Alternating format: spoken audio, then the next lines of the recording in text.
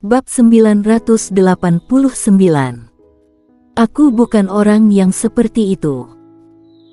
Warrior yang tersipu dan sangat marah, memelototi lelaki tua itu, seolah-olah dia akan bergegas untuk pertarungan satu lawan satu.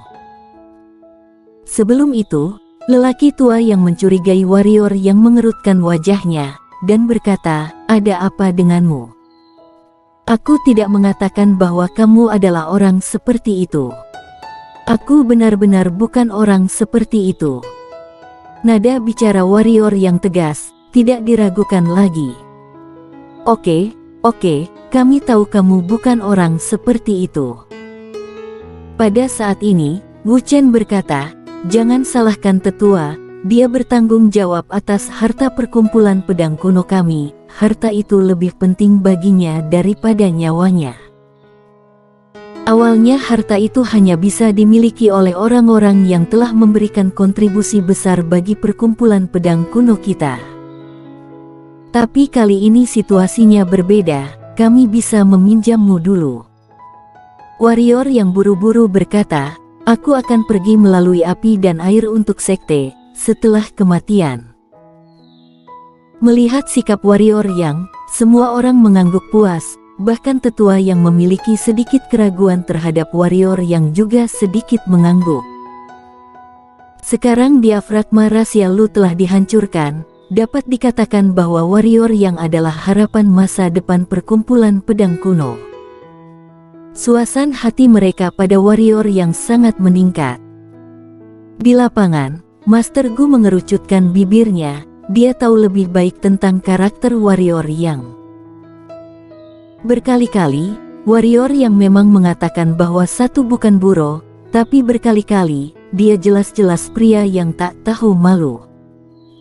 Tentu saja, dia pasti tidak akan memberitahu semua orang.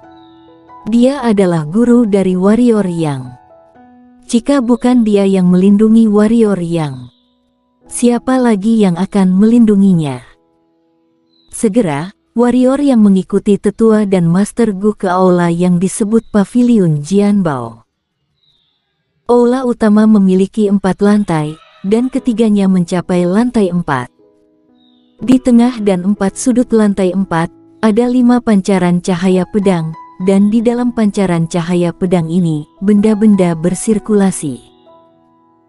Warrior yang tampak tergerak, karena di dalamnya, setidaknya mereka semua adalah barang tingkat dewa.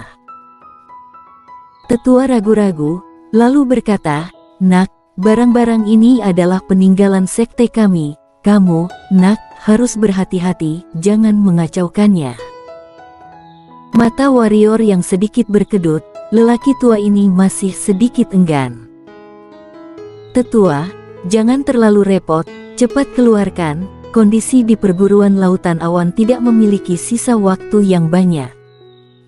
Master Gu berkata dengan sedikit tidak puas. Tetua mengangguk sedikit. Dengan lambaian tangan kanannya, seberkas cahaya pedang menghilang di kejauhan, dan kemudian sebuah armor hitam muncul di depan mereka bertiga. Baju sirah ini agak istimewa, karena semuanya terbuat dari tim pedang. Pedang ini sangat kecil, seperti jarum. Seluruh baju besi terdiri dari setidaknya puluhan ribu pedang dan jarum. Armor ini, armor pedang yang terkenal, semuanya terbuat dari obsidian kelas tingkat atas. Di antaranya, menggunakan air tak terbatas para dewa untuk berbaur dengan mitril misterius dari luar wilayah, menjadikan armor ini dewa inferior. Armor ini bisa menyerang dan bertahan. Tetua berkata, sambil menunjuk sedikit, pelindung pedang itu langsung masuk ke dalam warrior yang, dan berkata, "Dicoba dulu." Warrior yang menutup matanya sedikit, dan segera sudut matanya terbuka. Dalam sekejap, pedang seperti jarum yang tak terhitung jumlahnya keluar dari tubuhnya, langsung membentuk baju besi hitam untuk membungkusnya dengan erat. Kedap udara. Seluruh pelindung pedang menyelimuti warrior yang dalam lapisan kedap udara, dan bahkan posisi mata memiliki selaput lunak transparan, dan kedua selaput lunak itu sebenarnya adalah dewa. Dapat dikatakan bahwa jika ingin mematahkan armor pedang ini, hanya dapat mematahkannya dengan keras. Kalau tidak ada cara lain. Warrior yang bergerak sedikit, dan suara pedang tiba-tiba terdengar di lapangan. Bagus. Ada kilatan kegembiraan di mata warrior yang, berkat baju besi yang dikenakan di tubuhnya, dia tidak merasa canggung sama sekali, itu bersatu dengan tubuhnya. Pada saat ini, tetua berkata lagi, jika baju besi ini hanya seperti ini, itu tidak ada apa-apanya. Disebut baju pedang karena hanya cocok untuk kultivator pedang. Kamu sekarang menggunakan jiwa pedang untuk mengairinya. Coba lihat ini. Warrior yang bergegas keluar dari jiwa pedang alam ketiadaan dan mengalir ke baju besi tersebut. Dalam sekejap, seluruh baju besi pedang tampak hidup, satu demi satu. Suara dengungan terus naik dari tubuh warrior yang. Pada saat yang sama, pelindung pedang di tubuh warrior yang mengirimkan cahaya pedang dari setiap pedang jarum. Lampu pedang terpisah setengah satu sama lain.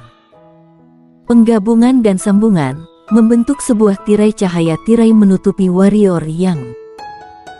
Dari luar, tirai cahaya agak tipis, sebenarnya tidak. Tirai cahaya terdiri dari setidaknya puluhan ribu tirai cahaya. Ketebalannya, setidaknya puluhan ribu lapisan, hanya dipadatkan dan ditekan. Melihat adegan ini, tetua dan Master Gu saling memandang, kedua matanya terkejut. Setelah beberapa lama, mata tetua memancarkan sentuhan kerumitan, dan berkata, wah, aku tahu, baju besi pedang ini mungkin hanya kamu yang bisa menggunakan kekuatannya secara ekstrim. Kamu sekarang adalah perisai pedang, bahkan jika itu benar. Pendekar suci yang tidak ingin mematahkannya dengan mudah, dan bahkan jika kamu menghancurkan perisai pelindung dan pelindung pedang. Dapat dikatakan bahwa kamu sekarang terlihat seperti kura-kura. Armor ini umumnya digunakan oleh para kultivator pedang, yang setara dengan tingkat yang lebih rendah dari para dewa, dan kamu menggunakannya. Karena jiwa pedang alam ketiadaan, baju besi ini pasti tidak lebih baik dari para dewa kualitas buruk. Master Gu tertawa. Warrior yang mengangguk setuju. Setelah niat pedang alam ketiadaan diintegrasikan ke dalam pelindung pedang ini, itu setara dengan memberikan kehidupan pelindung pedang ini, dan kekuatannya tidak diketahui berapa kali lebih tinggi dari aslinya. Dapat dikatakan bahwa pertahanan armor pedang ini benar-benar melebihi dimensi kubus saat ini. Ini bisa diserang, coba, kata tetua. Warrior yang mengangguk, memikirkannya. Bersenandung. Suara pedang terdengar, dan armor pedang di tubuhnya tiba-tiba hancur, berubah menjadi 10.000 cahaya pedang dan naik ke langit. Ledakan. Puncak gedung langsung meledak, dan cahaya pedang melesat lurus ke langit, mencoba meretakkan langit. Berhenti. Pada saat ini, tetua tiba-tiba berteriak.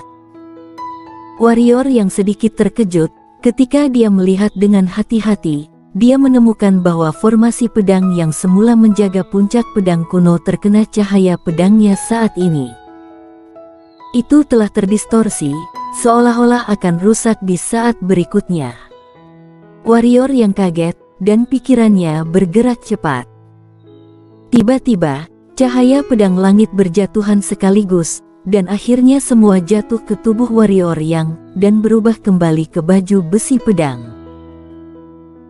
Tetua menghela napas lega, lalu berkata, awalnya baju besi pedang ini tidak mungkin begitu kuat, tetapi karena niat pedang alam ketiadaanmu, kekuatannya dapat mencapai batasnya. Ya. Dengan kata lain, kami orang tua sekalipun tidak berani memperdulikan hal sepertimu, karena niat pedang alam ketiadaanmu sendiri sudah cukup untuk melukai kami, dan dengan jarum serta pedang ini, dapat dikatakan bahwa jika kita tidak memperhatikan, kita akan terluka parah atau bahkan jatuh. Mata warrior yang berkilat gembira. Harus dikatakan bahwa pelindung pedang ini terlalu tajam dan terlalu kuat. Tentu saja, aku tidak mengatakan bahwa kamu pasti dapat membunuh pendekar suci jika memiliki pelindung pedang ini. Pada saat ini, tetua berkata dengan sungguh-sungguh, kemampuan master pendekar suci itu jauh lebih dari yang kamu pikirkan, terutama beberapa pendekar suci. Mereka memiliki semua jenis kemampuan yang luar biasa, jangankan kamu, bahkan langit pun cemburu. Karena itu, jika kamu menjumpai pendekar suci di kemudian hari, berhati-hatilah jangan sampai lengah.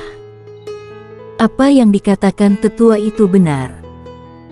Master Gu juga berkata, "Nak, aku tahu kamu memiliki kepercayaan diri, tetapi jika kamu bertemu pendekar suci, jangan lengah. Selain itu, ada kelebihan dan kekurangan di antara para pendekar suci. Bukan tidak mungkin beberapa pendekar suci bertarung sendirian melawan beberapa lawan.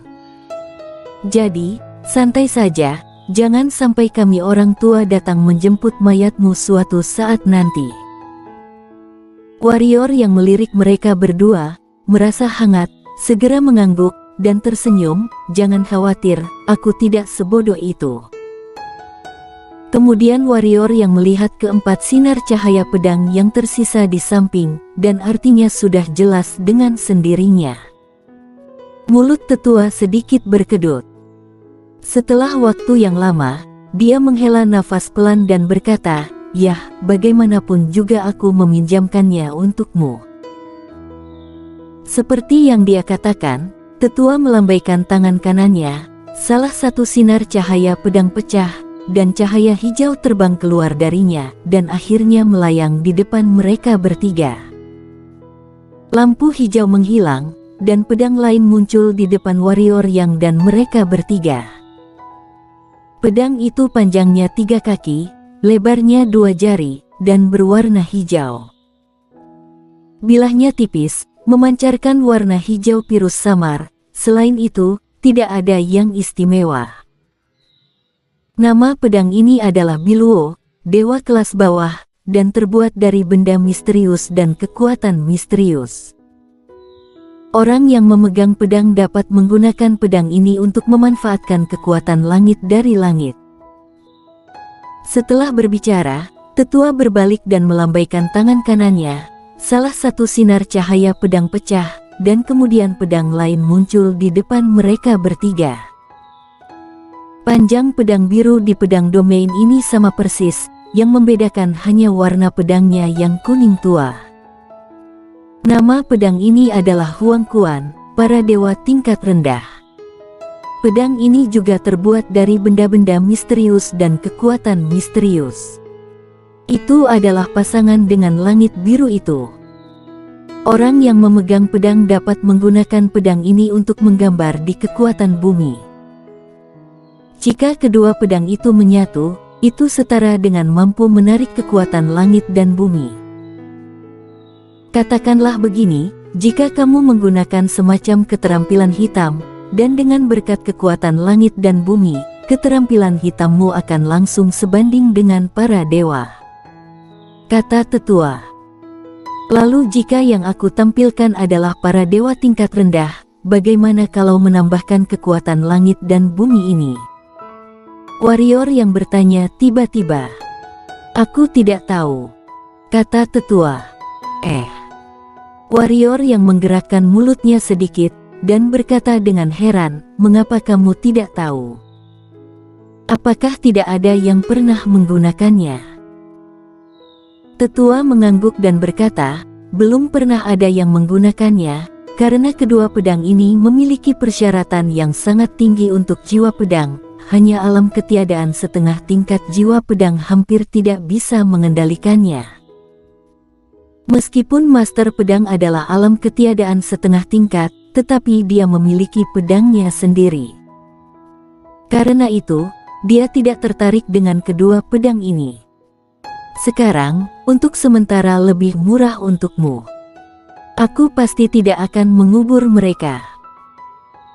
Warrior yang selesai berbicara, mengulurkan tangannya, dan kedua pedang itu segera jatuh ke tangannya, tetapi segera, kedua pedang itu mulai bergetar hebat, seolah-olah hendak melepaskan diri dari tangannya. Namun ketika jiwa pedang alam ketiadaan miliknya dituangkan ke dalam dua pedang, kedua pedang itu tiba-tiba menjadi tenang. Memegang Bilwo di tangan kirinya dan Huang Quan di tangan kanannya, warrior yang sangat bersemangat. Ini adalah pedang tingkat dewa, dan juga pedang tingkat dewa. Dengan dua pedang ini, ditambah armor pedang dan dimensi kubus, dia sekarang memiliki 3 perintah dewa. Tentu saja ini membutuhkan pembantai super yang masih belum cukup, maka warrior yang memandang 2 berkas cahaya pedang yang tersisa di kejauhan. Kali ini, dia ingin mempersenjatai diri. Tetua dengan tidak ragu-ragu, dengan lambaian tangan kanannya, salah satu sinar cahaya pecah berkeping-keping, dan kemudian sesuatu muncul di depan warrior yang. Melihat benda ini, warrior yang langsung membuka matanya dan berkata, "Ini, benda apa ini?" Benda ini, para dewa tingkat menengah, terbentang, dapat menutupi langit dan mengaburkan matahari, dapat meretakkan langit. Yah, tidak, benda ini tidak dapat dipinjamkan untukmu. Ini terlalu berharga. Suara tetua terdengar di antara hadirin. Bersambung.